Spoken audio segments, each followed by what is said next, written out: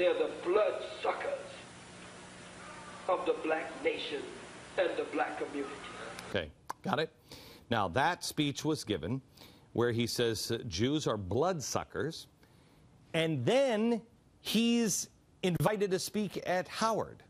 He says, quote, "Everyone always talks about Hitler exterminating 6 million Jews, but nobody ever ask what they did to Hitler. What did they do to them folks?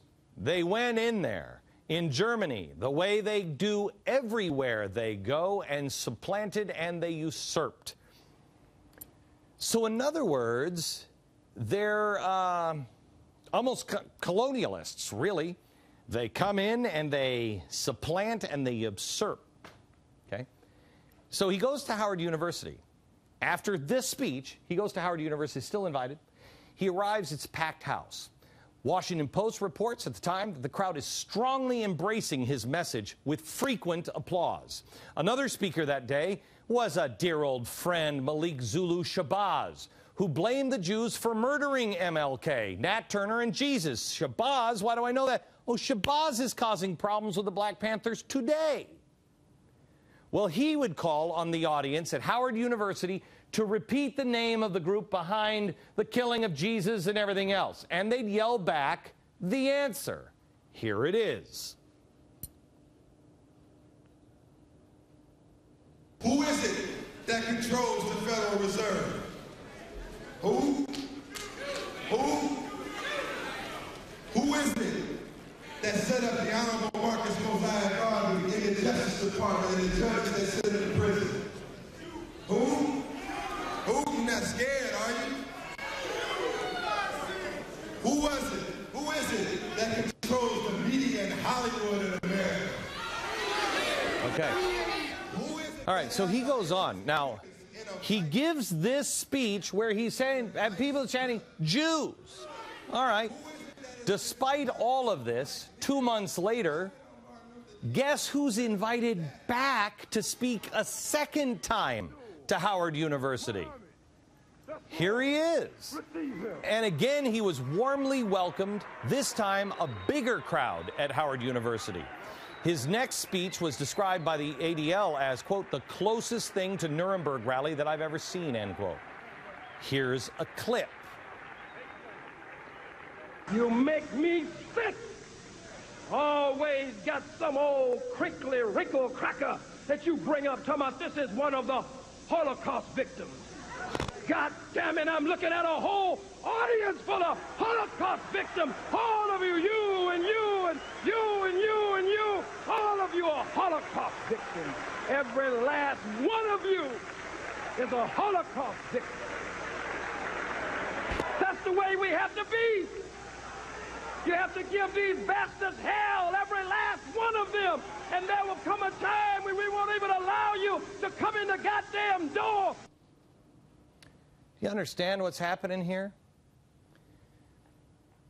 The people who left this were not the only ones who were offended. 4 Jews were outside protesting the auditorium, and they were shouted at and intimidated by the angry crowd, who, now let's see if any of this sounds familiar, were chanting things like, quote, "The only good Zionist is a dead Zionist." Remember, Zionist is now the new code language. You're not anti-Semitic if you're against Zionists or you're anti-Israeli. Replace Zionist with Jew. The only good Jew is a dead Jew. That's what they're saying here. The next one, they were chanting outside, "One bullet, one Zionist." While people were yelling out, quote, "Let's finish them." Do you remember where we started? We started at Hafenstangel. 600,000 Jews. It'd be simple. One night, a single night. We just send in SS troopers, 1 for each Jew. In one night, it would be finished. Remember this, because you'll see in the arc of time, I'll explain to you why this hatred is happening.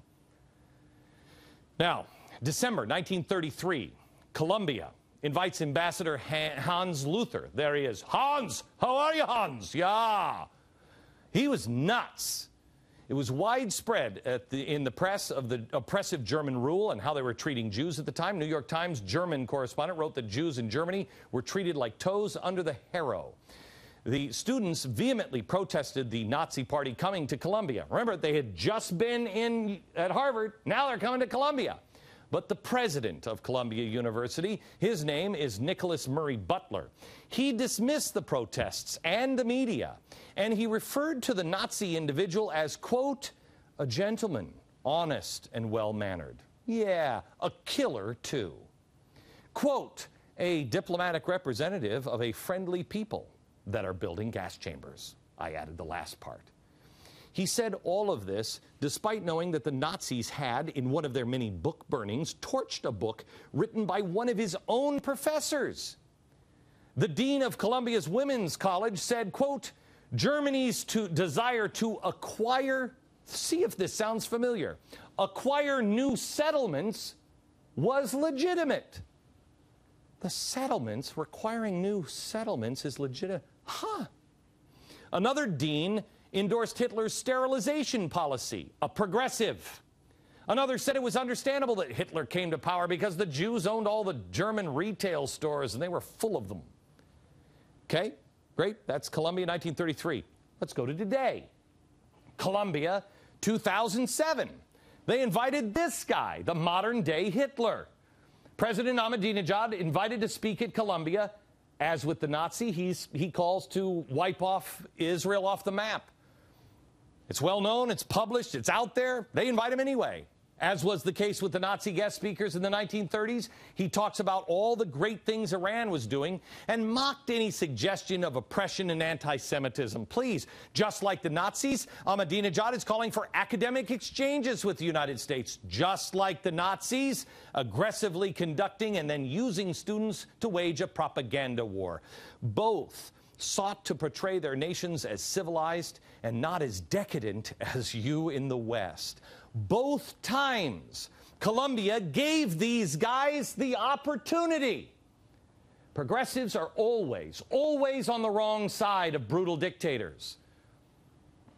But they're not the only colleges to do so. Scores, then and now, scores of universities accepted Nazis and Nazi propaganda with open arms. And now, it's happening again. It's a natural fit, being these institutions are already largely anti-Semitic. It was common for schools to maintain quota systems that restricted Jewish admissions, and very few employed Jewish professors. Hans Luthers and others were invited to come and speak. Now, same face, same anti-Semitism. In 1995, Texas Southern University hosted conferences sponsored by hate groups that featured multiple speakers who openly denigrated Jews.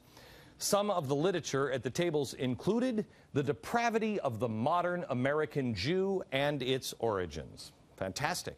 How about this super classic? Martin Luther's The Jews and Their Lies. Another Nazi favorite that calls for the burning of synagogues, among other things. The Jewish Onslaught by Wellesley College professor Tony Martin. In April 2002, students at 30 colleges and universities launched a divestment campaign. Remember what I told you? That the Nazis started a German boycott of Jewish businesses. Well, now it's happening again. One of the first steps the Nazis took, using the excuse that Jews controlled too much of the businesses. We never hear that complaint anymore. Oh, yeah, yes, we do. Yes, we do.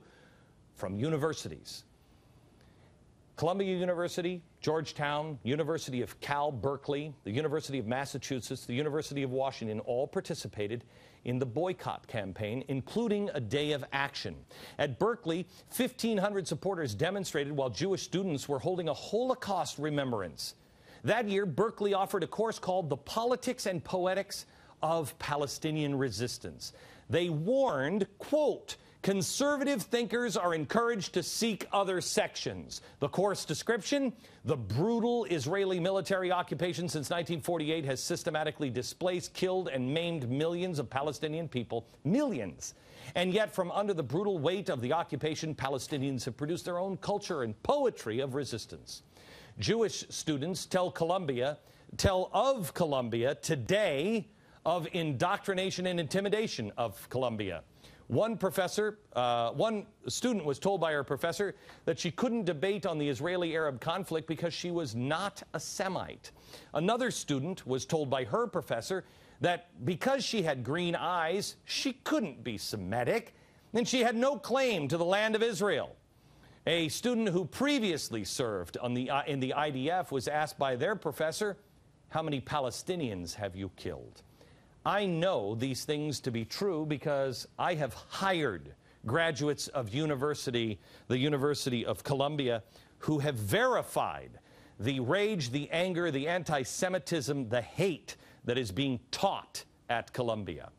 GBTV. The truth lives here.